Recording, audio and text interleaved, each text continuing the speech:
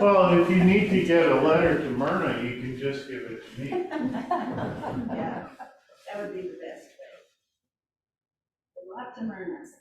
Yeah, I mean, I drive past her where she lives every day, That'd be several the times. best way to get it there.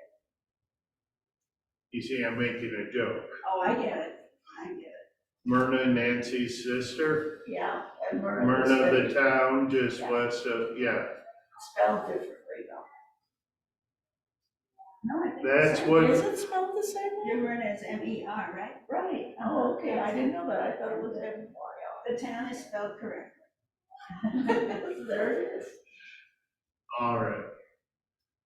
So, anything exciting happening this week, other than Bonnie's wild rager of a birthday party? Bible study Tuesday night, which is excellent. I know who runs it. She usually does a pretty good job. She does a wonderful job. I had opportunity to talk about that Bible study with the district president, actually. He and I had a chat last Monday, because Broken Bows officially decided to go for a graduate. And so I wanted to talk to him about it. And he asked me how things were going here, and I said, fine. They are going fine, aren't they?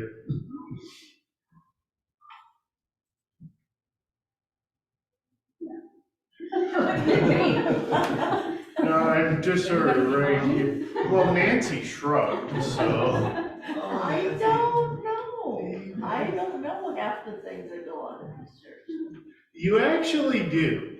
No, I don't. Yes, you do. How do I? What don't you know about? Oh, like the budget and, I mean, I know Adam gives us the budget thing, but, are we, behind in, We're behind the way we're behind every year at this time. Oh, yeah, but see, I don't know things I I guess I don't need to know. well, if you're curious at all, If we're gonna close the doors, that I might need to know. well, yes, we're nowhere near that point. Well, that's a good thing. Yeah. You would have heard about that by now because, Carol, remember that $20 we found a week and a half, Yes. 2 weeks ago? Still in your pocket? Still is. There, taken care of. That was an amazing find. Where did you find it? In between the ramp and the building here. Yeah, there's just $20 laying there. And I threw it in my pocket and promptly forgot about it till this very moment. There's the budget. Oh, yeah, there. I didn't check up on you because I knew you were a man of your word. Oh, it's $20. I'm not about to steal that. Does Nancy? That's what, a 6-pack of eggs these days? Yeah. You can get 5, 6 dozen for that. Nancy, do you get the printout that Myron gives us if we want it about the month by month? Here's the thing with that, by the way. As long as they're laying low, while Rachel undergoes chemotherapy, I'm getting those printouts. I don't know who they go to, so I'm putting them on the back table there, and anyone who wants one can have one. We should make sure Nancy gets a copy. Well, just, I don't know. We're pretty open with things like the budget, so you're welcome to take a look, but there's not much to glean in there. Hey, I don't know, but there's nothing in there that doesn't look roughly the same as it did the last few years. Month by month, our giving kind of falls short of what is needed, but at the end of the year, Once harvest hits, we have a couple good months. It's pretty normal in a farming community from what I'm told. there's money in the checking account. Yeah, Little balance left in there. Yeah, we're doing okay. When we talked about finding that $20 bill, I remember a long time ago, had to been early 1980s, Dad and I went to the grocery store, and there was, thank you, there was a $20 bill laying on the floor. My dad picked it up, promptly gave it to the person that was checking us out, and she said, no, she said, all that would do would mess up my cash register, she said. And so, you know, what do you do? He stuck it in his pocket, but he tried to do the right thing. It was laying on the floor. Yeah, I found a 50 in my yard one day. Wow. I'm guessing it blew out of the pocket of one of the construction workers when they were remodeling the school. So I shouted over to them, hey, anybody missing $50? I don't think so. I'll go check around inside. If no one comes and claims it by the end of the day, I'm keeping it. Yeah, that's fair. I kept the $50. No one came and knocked on my door. That's a lot of somebody cannot.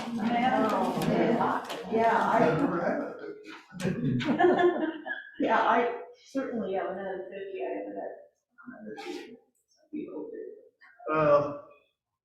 At one point in time, I had a very fat stack of cash on me. I had to take my money from China to over here. And the only way to do that is in cash. Oh, wow.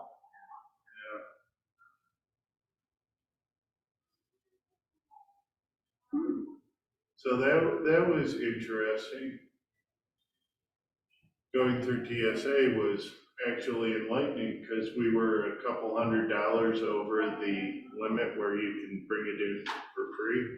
And the woman at TSA looked at us and said, that law is to combat terrorism. You guys aren't terrorists.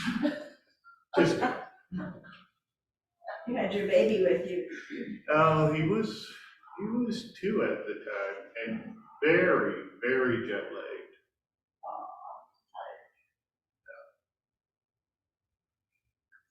Anyway, enough stories of the past. Let's read some articles, shall we? We're on Articles 9 and 10. These are very long and involved. It might take us all of a minute to read. Not everything in the study is going to be this short, so appreciate it. Who wants to read Article 9 for me? Okay. Concerning baptism, our churches teach that baptism is necessary for salvation. Mark 16:16, and that God's grace is offered through baptism, Titus 3:4-7. They teach that children are to be baptized, Acts 2:38-39. Being offered to God through baptism, they are received into God's grace. Our churches condemn the Anabaptists who reject the baptism of children and say that children are saved without baptism. All right. Any questions while we take a look at this?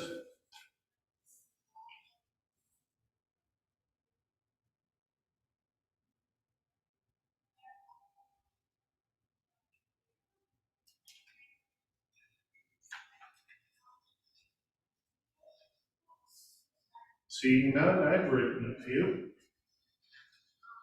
Number 1, is baptism absolutely necessary for salvation? Yes. So you cannot go to heaven unless you are baptized.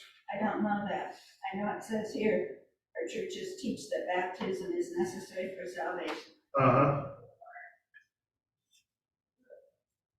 Isn't there a verse that says,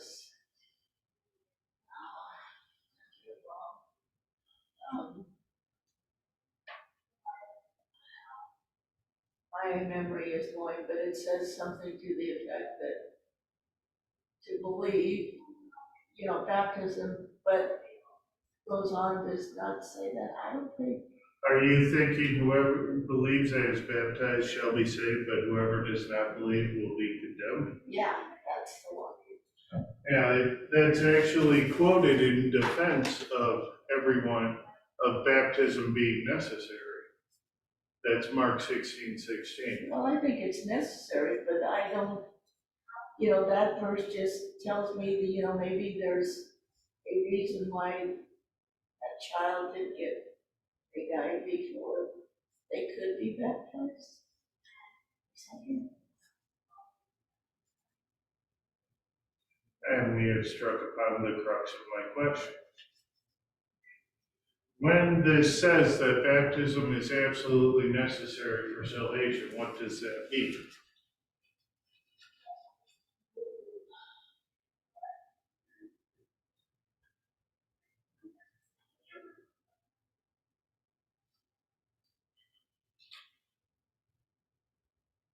Hitting you with the hard stuff right off the bat, aren't I? Baptism with the word, not necessarily with the water. No. Baptism without water does not exist.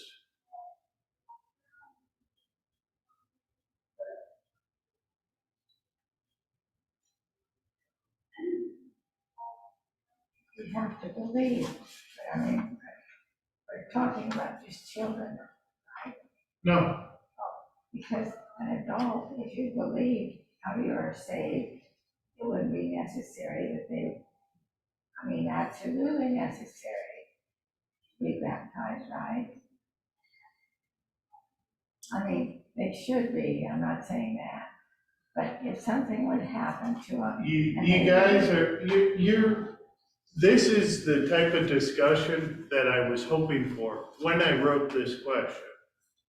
I spend a lot of time thinking about one man in the history of the Bible.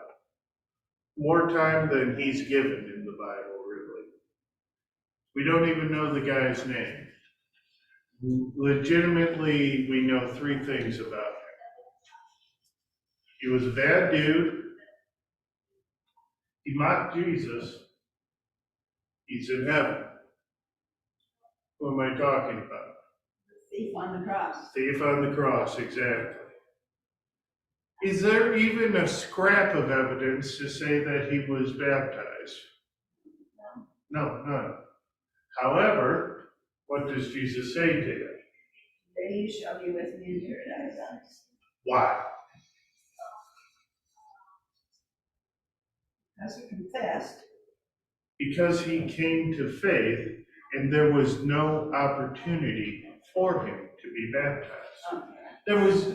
They weren't, hey, Roman soldiers, come here, come quick. I'm gonna need you to take this guy off the cross, take him to a body of water, get him baptized, then you can put him back on. That wasn't gonna happen. Well, But he was saved. So is baptism absolutely necessary? Yes, it is. Because what we are talking about there are exceptions, rare occurrences, things outside the norm. The guidelines that God gives us are for normal, everyday occurrences, right? This is how you should act every day. But in extreme circumstances, there is a little bit of latitude there. For example, one of the papers I read recently, is it a moral choice to tell a lie in order to save a life? is it a moral choice? Is it a moral choice? Is it God-pleasing to tell a lie to save a life? If Dean goes to the bathroom and someone kicks down the door, "Where is Dean Meyer?" and he's holding a gun, should I say, "Oh, he's in the bathroom"? Or should I say, "Oh, I've never heard of that guy"? Which would be the right thing to do? But you can to save his life. Because saving his life is, Paramount. is more important than a prohibition on telling a lie. Getting him killed would be the greater sin, therefore, that should be the one avoided. In extreme circumstances, the rules soften because our God is a God of grace. Therefore, in extreme circumstances, such as a baby who is born, lives a matter of moments and dies, or a miscarriage, for example, or the thief on the cross, the rules are different in those cases. But most of the time, that's going to be completely irrelevant to your life, right? How many times has someone kicked down a door and holding a gun and come looking for somebody you know? Yeah, hasn't happened. So you haven't faced that moral choice. So the moral choice most of the time is to tell the truth. However, in certain circumstances, there are larger moral things that require not telling the truth. I guess that, verse that I was thinking about kind of indicates that, because first it says, he who believes and is baptized. That's the preferred thing. And then it also goes on to say, he who believeth not shall be damned. Because baptism is a fruit of faith. Yeah. If you believe, there is no reason not to be baptized, unless there is something absolutely preventing it, such as nails through your hands and feet.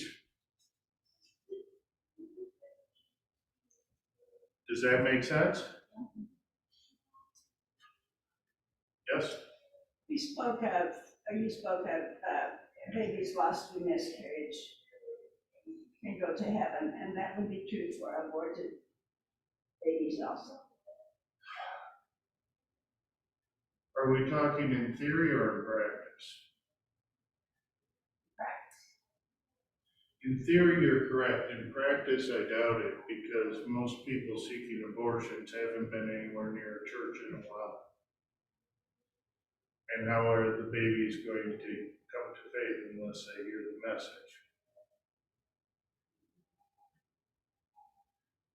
That is why abortion is such a terrible evil, and I would rather not say more on the subject, lest I lapse into language on becoming a man of my place and position. But let's just suffice it to say that I have extremely strong feelings on the subject. I do too. And we all do.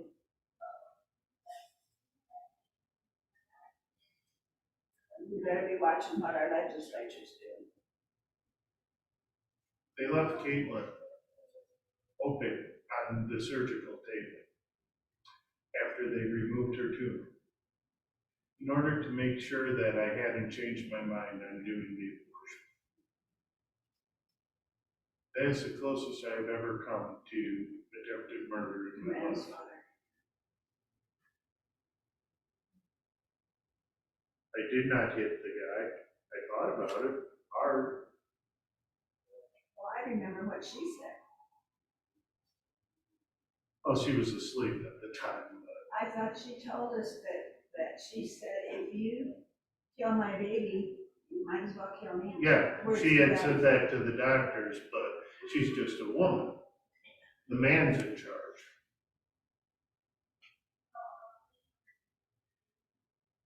Terrible ordeal. Sounds like I'm being sarcastic, but that's actually how they That's China. think over there, yeah.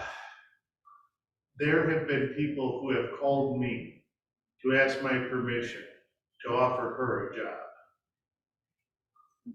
Don't need my permission to offer her a job. I ain't her boss. Okay, we've gotten a bit far afield, but you touched on a subject that will cause me to rant. So, Well, rant on. So, question number 2, why include the part about a baptism not being just for original sin?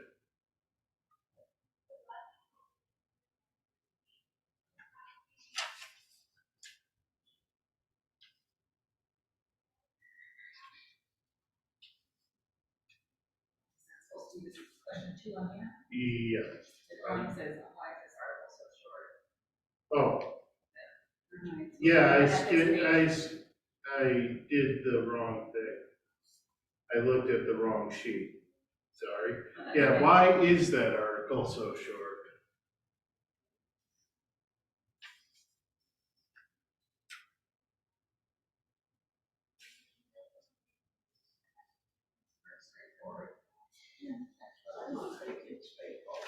It's pretty straightforward, true, but not the most relevant thing you can say.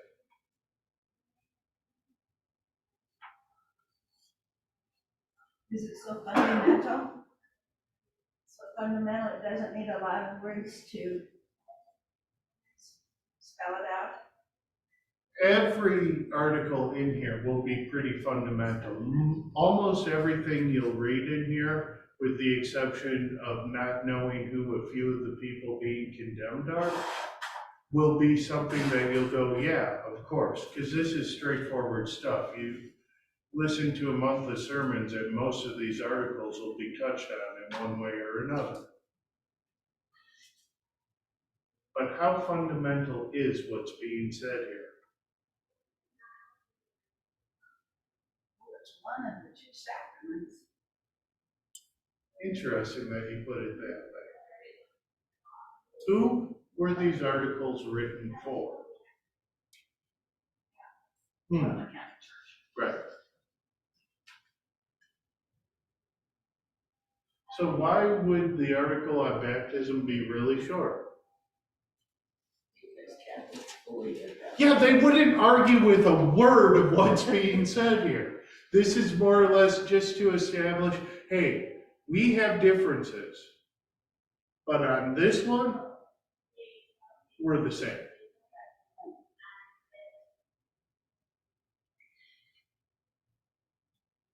So those condemnations at the end, anything sound familiar about those?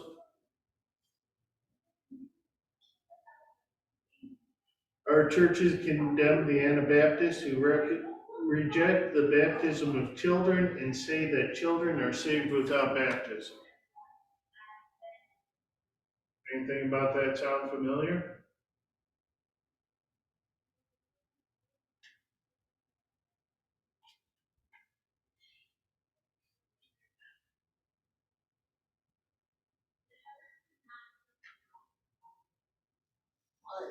Maybe, it makes it sound like, babies are innocent and there's no sin there. Yeah, And we know there is. true. But does that sound like anything you've heard before?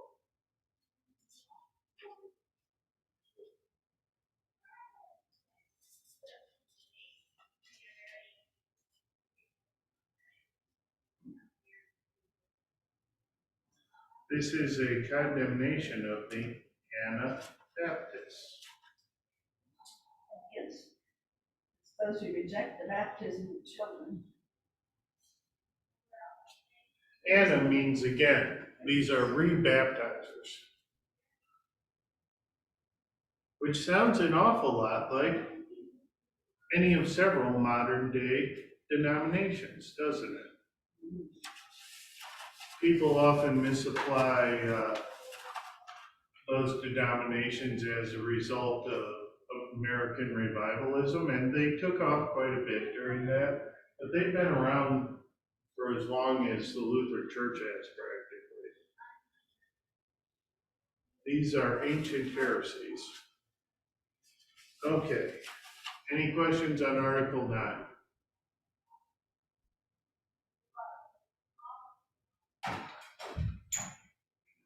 So let's take a look at Article 10.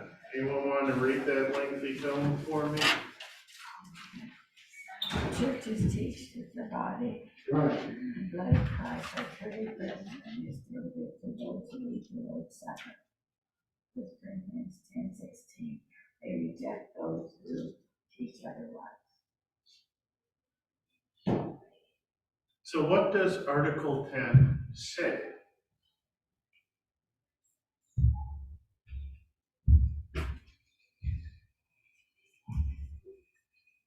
That you're giving Jesus' true body and blood in with the wine and the wafers.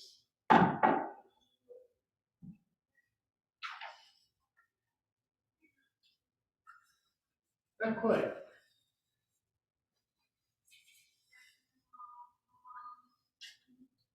I don't disagree with what you just said, but that's not quite in there.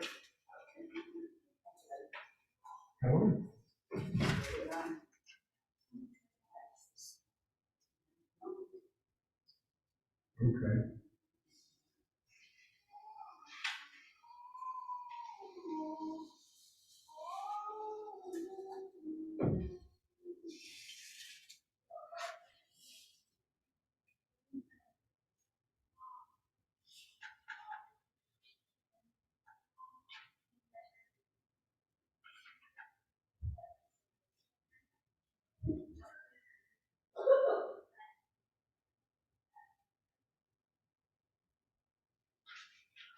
I need to repeat the question.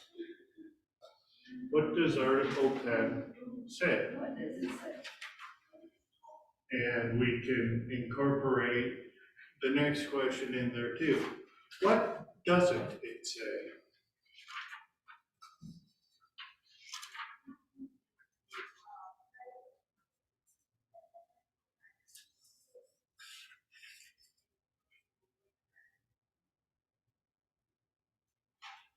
It says that body and blood are truly present. We believe that the churches teach us that we're truly partaking of the body and blood of our Savior. Mhm. And these elements don't just represent body.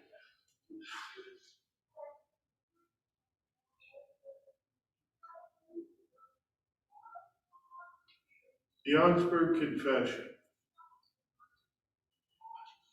is a document intended not to cause division, but to bring unity. The framers of the confession saw clearly, frankly, that the main problem between Lutherans and Catholics was the misapprehension on the part of the Catholic Church of what the doctrine of justification was. They believed that our works contributed in some important way to us being saved. Therefore, that was the main article that needed to be dealt with. That was the most important thing that needed to be handled by the framers of the Augsburg Confession. Because the Catholic Church misunderstood the doctrine of justification, they also got the doctrine of the Lord's Supper wrong. They believed that it was a re-sacrificing of Jesus, a continuation of Jesus' work on the cross, and that instead of the Lord's Supper being a gracious gift for us, it was a command, an obligation, something we had to do to earn merit, to earn grace from God. The Lutheran reformers saw, and rightly so, that the Catholic misapprehension of the doctrine of justification led to this misapprehension of the doctrine of the Lord's Supper.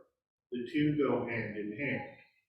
Therefore, they said very little about the Lord's Supper because that was not the war they were here to fight.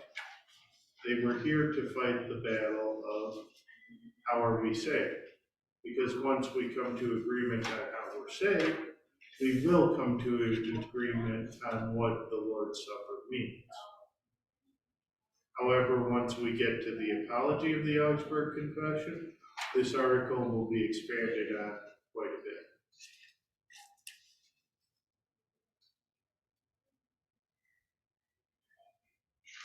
Do you understand what I just said? Because it's a little in the weeds. I'm happy to confess that, but if it's clear, cool. If it's not, let me know.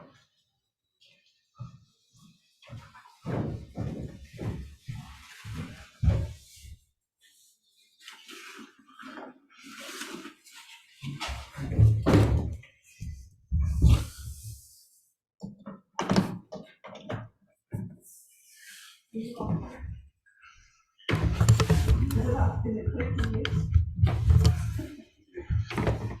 I think I just trail along behind.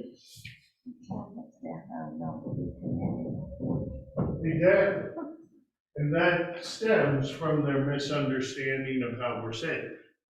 Because they don't understand how we're saved, they don't understand grace. Because they don't understand grace, they don't understand the sacraments. And they're not alone. No, So how about these places you could go to church and everybody can come to communion? Communion is open, it's not close. That would be taking communion to our damnation, wouldn't it? It's really hard for me to go to church now where I formerly was a member, and I would be welcome to take communion there, but I don't believe, as the Presbyterians teach. yeah.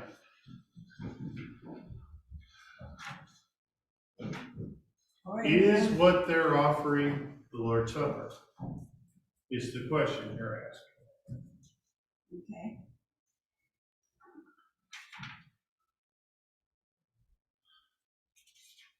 Well, if they think they are. Well, what do they think they're receiving? Because they don't think they're receiving Christ's body and blood. No, it's representation. Yeah, so since that's what,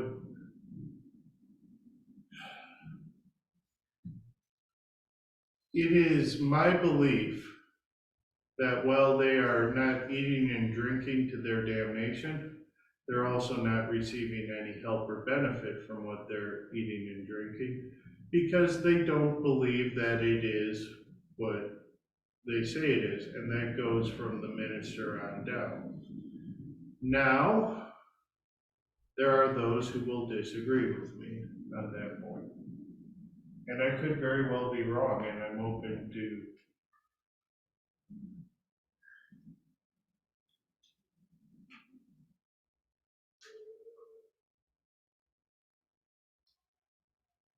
I'd avoid it, and I find their practices reprehensible, and that's all I'm willing to stand firmly on. If you want me to say more than that, you're gonna have to give me a minute to do some research. I think Is that fair? yes, I think avoiding is probably the best guideline. Yeah. I mean, there are many, many churches now where it's A free-for-all. come on, yeah, come on, come on. And turn it into a fellowship. Mm, Justification yeah. and sanctification. I have a question. How did the Catholics get started with only the priest did the wine? How did that start? You see, you lay people can't be trusted. Oh, You got shaky hands, and you might spill some of the blood of Christ, because that's no longer wine, it's blood. And if you dare spill some of the blood of Christ, you are desecrating Christ's own blood, and therefore have committed what is a mortal sin. what if you drop the wafer? You pick it up, I don't know. as far as that goes, Luther, the first time he gave mass, he was so nervous his hand shook and spilled some of the wine out of the chalice, and he got down on all fours and sucked it off the floor of the church.